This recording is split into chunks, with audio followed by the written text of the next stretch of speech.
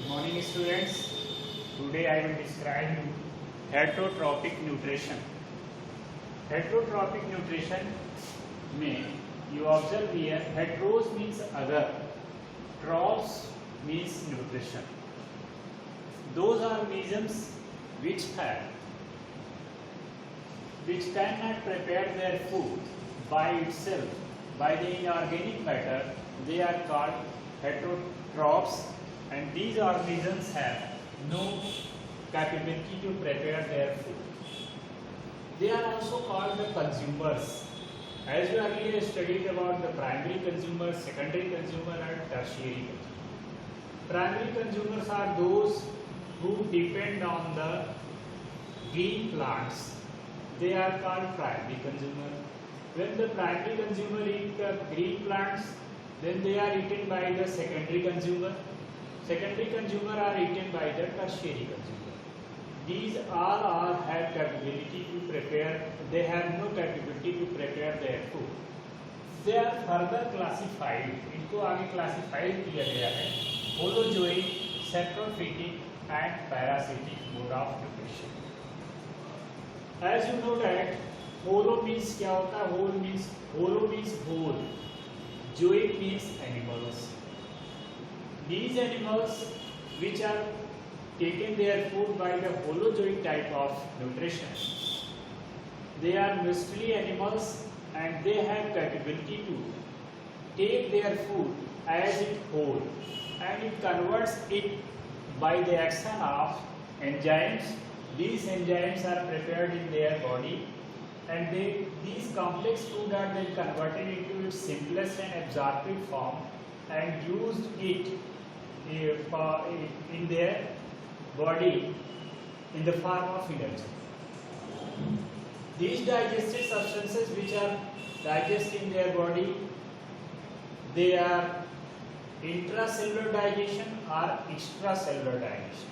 Intracellular digestion, like that in amoeba, the digestion which happens into the cell, that is called intracellular digestion, whereas the digestion which is happening outside of the cell, it means in a tract, that is called extracellular digestion as it is in our body.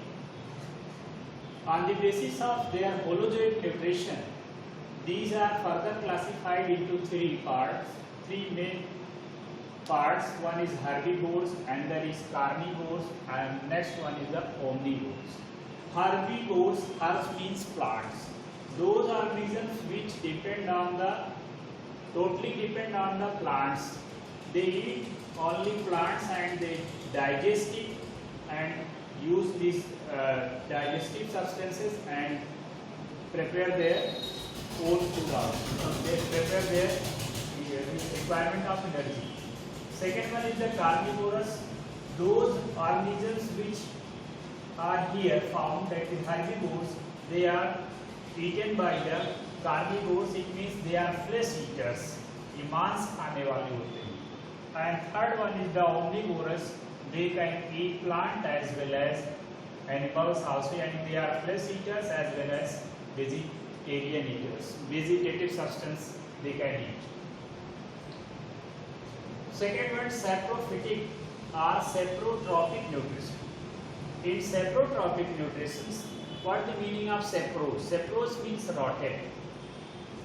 Rotten it means सड़े गले चीजों पर जो टिका करके अपना भोजन लेते हैं, वो सभी saprophytic type of nutrition के अंतर्गत आते हैं. इसमें extra cellular digestion होता है. It means the digestion is happening outside of the body in a special type of tract. They feed upon the dead and decaying organic material like that certain bacteria, mushroom and molds. They depend on for their feeding on the dead and decaying matter. सड़े गले चीजों से ही अपना भोजन प्राप्त करते हैं. Third topic, that is parasitic mode of nutrition. In parasitic mode of nutrition, you observe many animals live on their body, our body also, and they are in the form of host as well as parasite.